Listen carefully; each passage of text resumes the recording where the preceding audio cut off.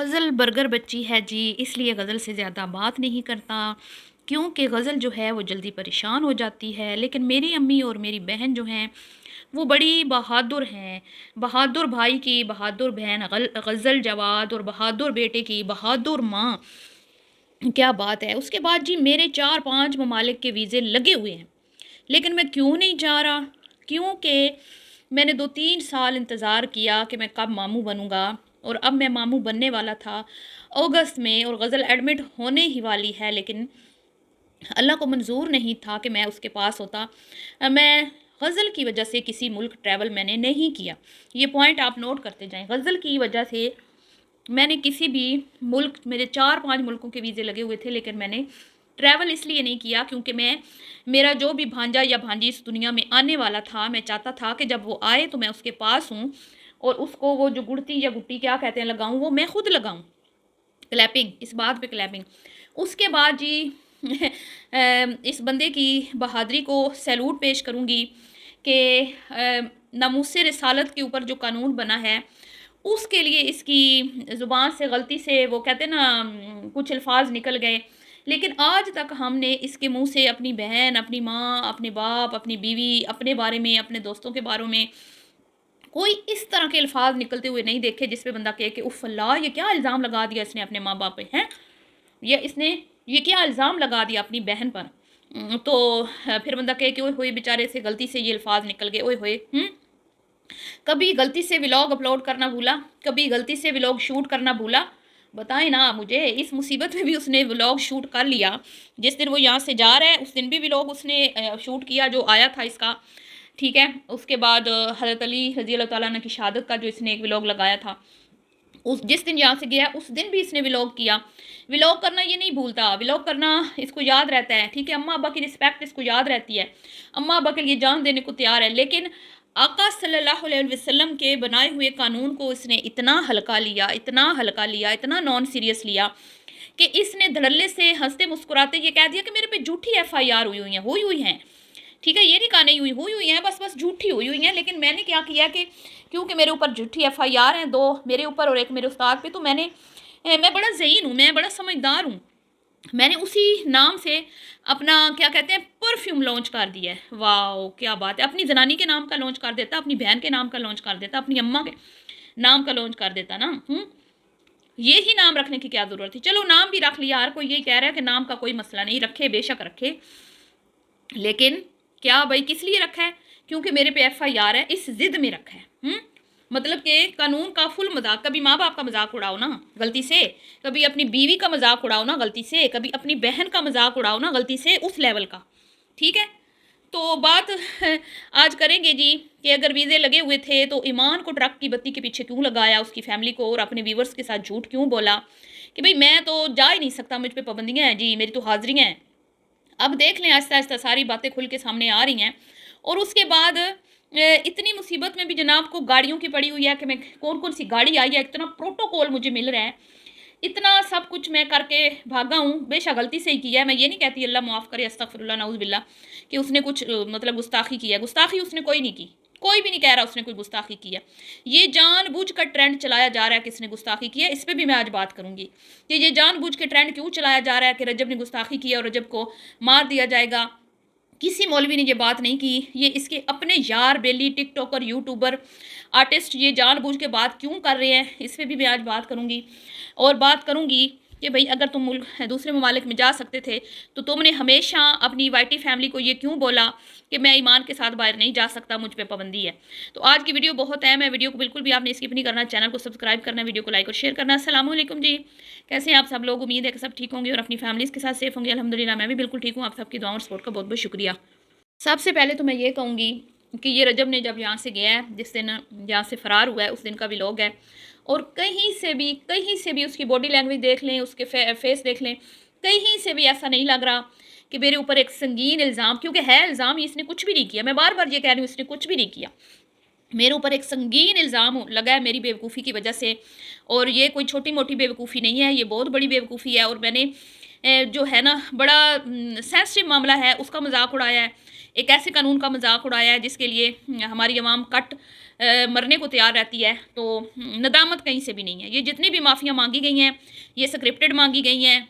इसको बोला गया कि भाई ऐसे बैठ के माफ़ी मांग लो, ठीक है, जैसे पहले माफ़ी तलाफ़ी होती है हो जाएगी। तो इसके अंदर कहीं से भी कोई नदामत नज़र नहीं आ रही। वहाँ पे भी ये गाड़ियाँ, घर, होम टूर और लग्जरी लाइफ और वो शो ऑफ, और वो ये दिखा रहा है कि मैं देख लो कितने मज़े में हूँ, कितने मैं सुकून में हूँ। तुम लोग समझ रहे हो कि शायद मैं हार गया हूँ, या मैं यहाँ पे घबरा गया हूँ, या मुझे कोई टेंशन है, या मुझे कोई परेशानी है, या मैं हिम्मत हार जाऊँगा। मैं ऐसा कुछ भी नहीं उसने दिखाया। उसने उल्टा ये दिखाया है कि भाई मैं पहले से भी ज़्यादा पावरफुल हो गया हूँ और मैं रातों रात वहाँ से निकल सकता हूँ अपने मुल्क से, और यहाँ बैठ के मैं किसी को भी चूना लगा सकता हूँ, ठीक है। और उसके बाद जी लोगों की हमदर्दियाँ, सिंपति। सिंपति हमेशा पहले दिन से ही ये हमदर्दियों बटोर के ऊपरले लेवल तक आया है जी।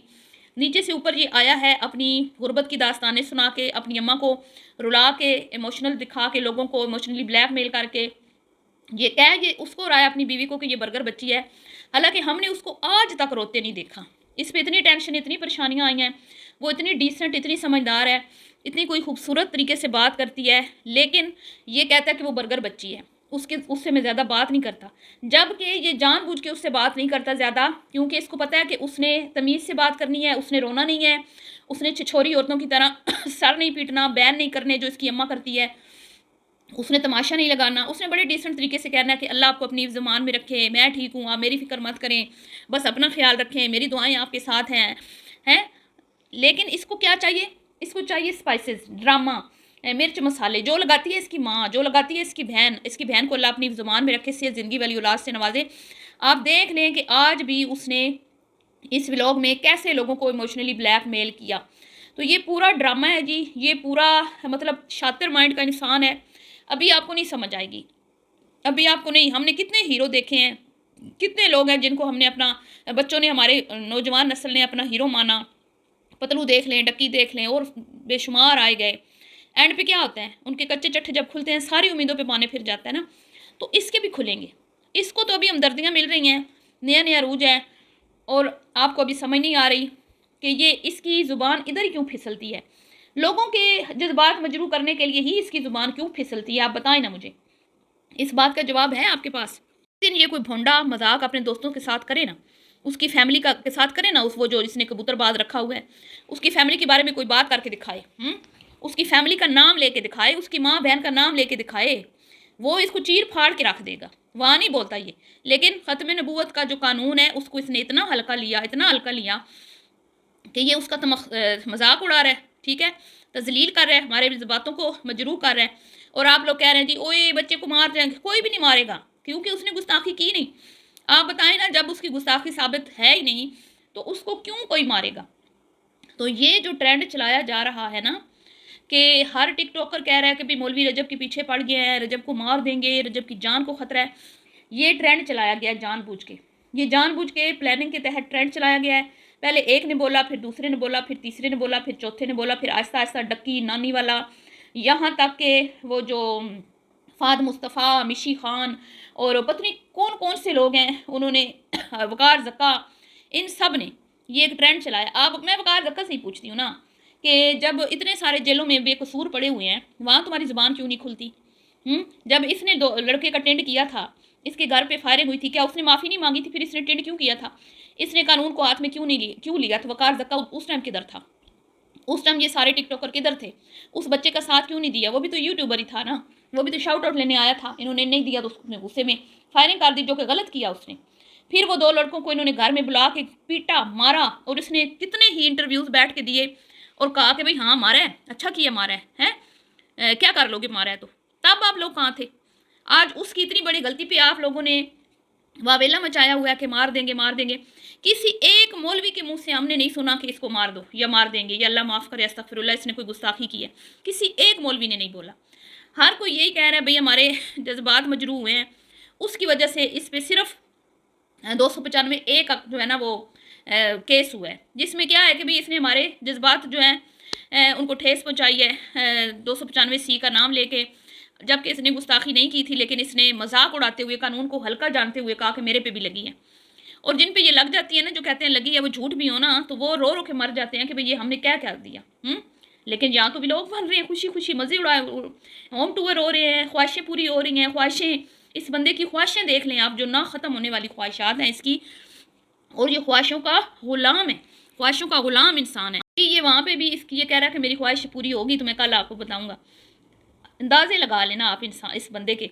और ऊपर से अपनी बीवी को ये कह के लोगों को चुप कराता रहा। जब जब इसकी वाइटी फैमिली ने कहा रजब भाई ईमान को कहीं लेके जाएं, रजब भाई ईमान को कहीं लेके जाएं, इसने क्या कहा, मैं आप सब लोगों की बात समझता हूँ, मैं बड़ा परेशान हूँ, मैं बड़ा ईमान की तरफ से वो हूँ कि मैं ईमान को जो है वो कहीं लेके नहीं जा पाया, उसको टाइम नहीं दे पाया। आपको पता है कि मेरे साथ मसले मसाइल चल रहे हैं, आए रोज़ मेरी हाज़िरी होती है, कभी मैंने इधर जाना होता है, कभी मैंने किधर जाना होता है, मुझे खुद पता नहीं होता, मेरी नींद पूरी नहीं हो रही, मेरा ये हो रहा है, मेरा वो हो रहा है। और आज जनाब अली कह रहे हैं मैं गज़ल की वजह से नहीं कहीं गया। वाह, क्या बात है। तो कहानी ये थी, ठीक है। अब कहाँ गए वो इदारे जिनकी हाज़िरी होती थी? किसी ने बुलाया इसको, किसी ने कोई जुर्माना दिया, या किसी ने कोई पीछे इसके पुलिस भेज दी कि इसको उठा के ले आओ? नहीं ना। तो ये सारे ड्रामे थे।